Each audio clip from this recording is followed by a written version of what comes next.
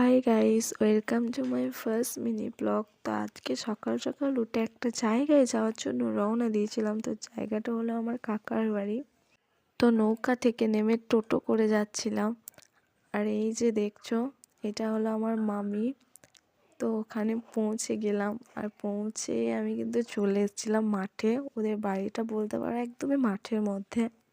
আর এই যে বাগান দেখছো, আর এই বাগানটা কিন্তু অনেকটাই বড়, দেখতেও খুব সুন্দর লাগছিল।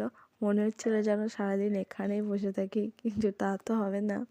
আর আজকে কিন্তু প্রচণ্ড ঠান্ডা ছিল, ওই কারণে আমি মোটা জ্যাকেটটা পরেছিলাম।